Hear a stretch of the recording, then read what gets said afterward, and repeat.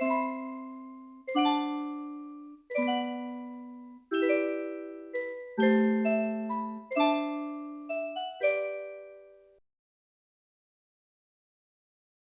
dit pas tout.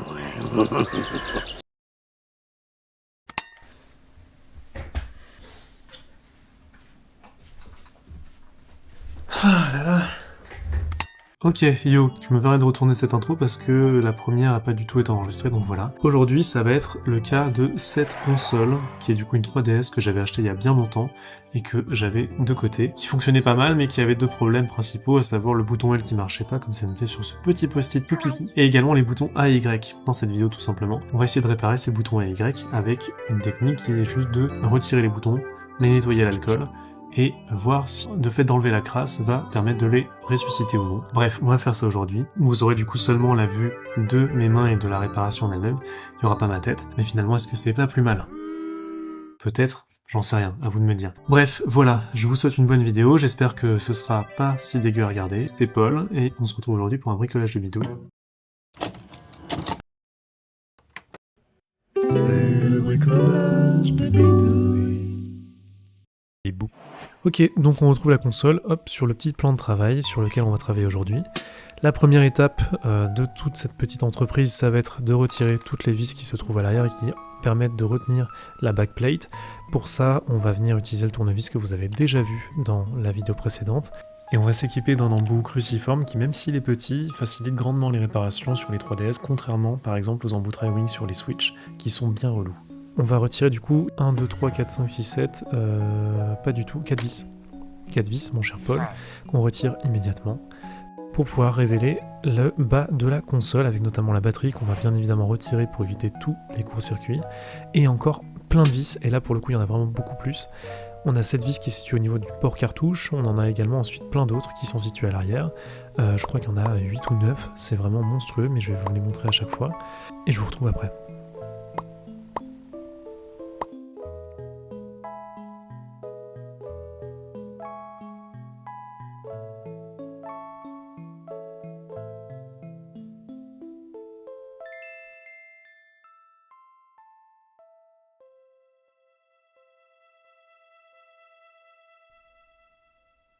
C'est si long.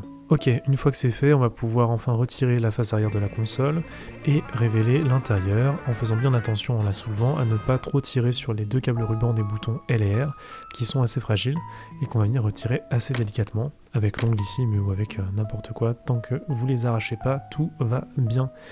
On voit du coup ainsi la carte mère et on va commencer à retirer en premier lieu le joystick.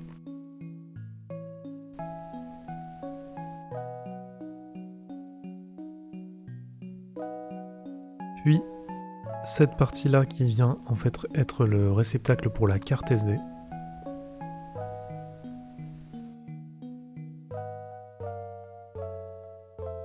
Faites pas attention évidemment, hein, je retire des trucs des fois mais qui sont pas forcément dans l'ordre de ce que je vais enlever derrière. Globalement, tout ce que je retire est à retirer, mais si c'est pas dans l'ordre, c'est pas très grave, hein, j'avoue que j'ai fait ça un peu à l'arrache. N'y prêtez pas trop attention. Là je retire le petit micro qui est dans un caoutchouc noir, il faut bien penser à l'enlever sinon on peut vite le tirer sans faire exprès. Ensuite ici la carte Wi-Fi de la console. Et enfin ici le port SD que je viens soulever pour voir s'il n'y a pas des trucs à relever en dessous. Il me semble qu'il y a une vis cachée en dessous mais je suis plus bien sûr. Là ici c'est le câble ruban du joystick mais qu'on peut laisser à l'intérieur, il ne va pas être si gênant que ça. Et ici en fait là je viens retirer deux vis qui sont pas forcément nécessaires de mémoire. Mais bon, visiblement j'étais motivé, j'ai tout viré. Carrément je le remets derrière en fait parce que c'était pas forcément super utile. Là visiblement on a encore des vis à retirer sur la carte mère qu'on va retirer une à une. À chaque fois je vous indique avec la pointe du tournevis donc faites bien attention.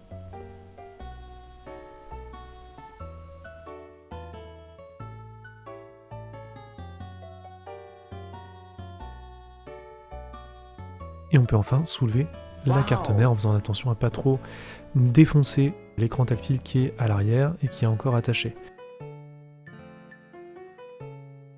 Juste là, on va voir l'alcool isopropylique ou l'isopropanol qu'on va utiliser pour nettoyer la console et les boutons, notamment les boutons A et Y qui sont bien encrassés, on les voit d'ici.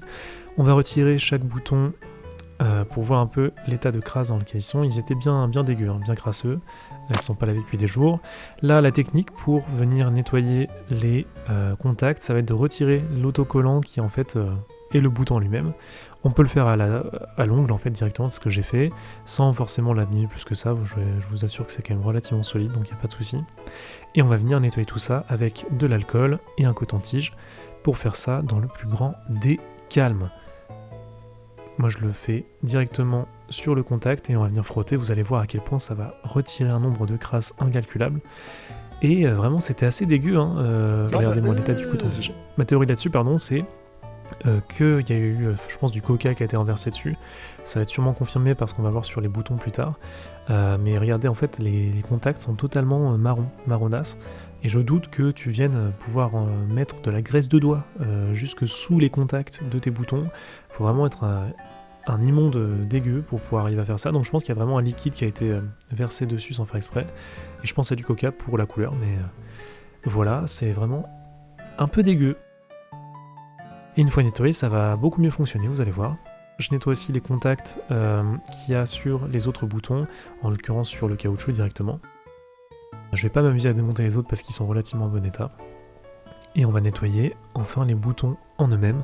Celui-là étant quand même bien dégueu, on va devoir même y aller, vous allez voir juste là, au coton-tige.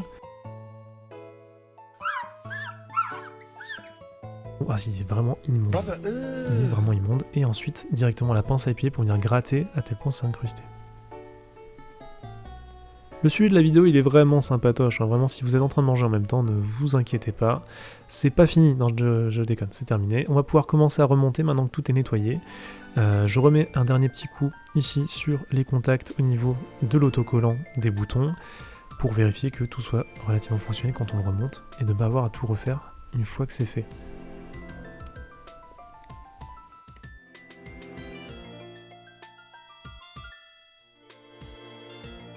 Une fois fait, on va pouvoir remettre les contacts. Là, il faut faire bien attention parce qu'il y a des petits rails sur l'autocollant qu'il faut bien aligner avec le reste. Et en l'occurrence, même de manière générale, bien aligner l'autocollant sur les boutons pour que les contacts se fassent bien. Une fois fait, on va pouvoir commencer à remonter la console. Ici, il faut bien penser à bien faire attention à remettre le câble de la carte Wi-Fi dans la petite gouttière prévue à cet effet autour de l'écran tactile. On peut retourner la carte mère avec l'écran tactile, sans l'oublier évidemment, parce que ça m'est arrivé la première fois mais je l'ai coupé. Nettoyer l'écran une dernière fois avant de le remettre, et ensuite remettre la carte mère. En faisant bien attention évidemment à pas pincer la carte Wi-Fi et les câbles, et à bien la faire passer de l'autre côté, sinon elle sera coinceuse. On la replace bien évidemment, pareil pour le micro, et cette fois-ci on va revenir remettre les petits disques qui viennent permettre au joystick de bien se placer, le petit cache plastique que j'avais retiré mais qui n'était pas forcément nécessaire initialement, j'étais un petit peu dans une frénésie folle furieuse au moment du dévissage. Je viens le remettre évidemment, n'oublie pas les vis. Pensez bien évidemment, je ne l'ai pas mentionné mais c'est un truc qui me paraît relativement normal, à bien catégoriser vos vis, là c'est visible juste au-dessus, pour ne pas les confondre et ne pas les perdre surtout. On vient ensuite revisser la carte SD, enfin le port de carte SD de la console. On vérifie bien ensuite que le ruban du joystick est bien enfoncé. Et là la technique elle est un peu space pour remettre le joystick. Il faut ouvrir la console, c'est le plus simple en tout cas que j'ai trouvé, et venir bidouiller un peu le joystick en lui-même. Et là vous voyez vous avez un petit embout sur le joystick qui vient s'insérer dans la partie caoutchouc qu'on utilise en fait. Il faut bien aligner les deux pour que les deux s'enfoncent correctement. Là je sais pas comment j'ai fait, je l'ai fait en one shot, c'est formidable. Mais ça va vous prendre un petit peu de temps, donc n'hésitez pas à manipuler le joystick de l'autre côté avec votre doigt pour que les deux s'alignent bien en fait tout simplement. Et là on vient revisser le tout. Ensuite on remet évidemment toutes les vis de la carte mère qu'on a enlevées précédemment. Celles-ci ce sont celles qui sont situées tout à gauche.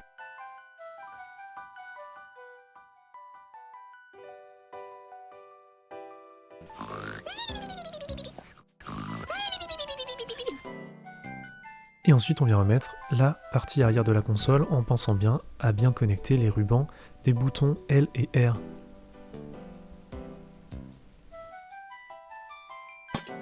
Vous devez en entendre un petit clic, hein. Faut pas forcer comme un bourrin, un tout petit peu. Si ça clique, c'est bon. Si ça clique pas, c'est que vous n'êtes pas forcément aligné. Ça vaut pour évidemment toutes les nappes, tous les boutons que vous venez remettre. Et enfin, on revisse absolument toute la face arrière.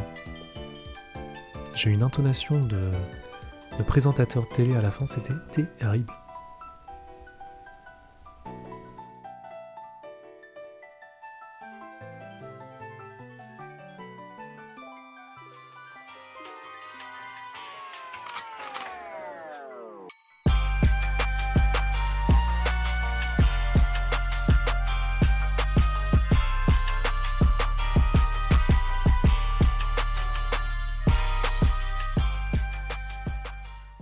Ok, je vais profiter un petit peu de ce temps calme dans la vidéo pour vous demander votre avis sur l'évolution de ce format. Je suis parti un petit peu sur un truc un peu plus chill, un peu plus détente. L'autre vidéo précédente était quand même assez frénétique.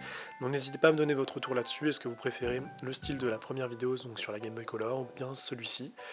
Et j'adapterai en fonction. J'avoue que moi les deux me plaisent plutôt, à voir ce qui fonctionne le mieux avec ce genre d'activité. La console est quasiment finie d'être remontée et on va voir si notre réparation à base d'alcool que ton grand-père a sûrement dû boire pendant la guerre a fonctionné ou non. Initialement les boutons étaient vraiment pas du tout fonctionnés, on appuyait, il se passait rien, et là il semblerait que tout fonctionne, donc ça fait extrêmement plaisir. J'espère qu'en tout cas cette vidéo vous aura plu, moi c'était un plaisir de la tourner. Je vous dis à la prochaine, c'était Paul, des gros bisous, portez-vous bien, ciao ciao.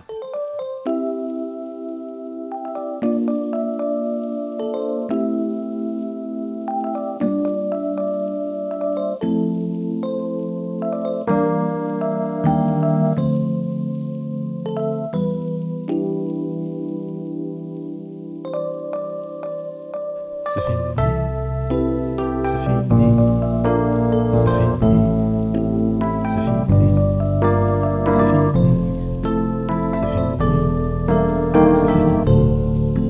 c'est fini.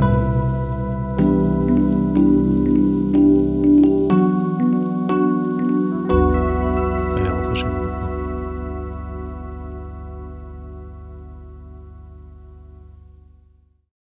Oh putain, ta sœur, c'est un enfer.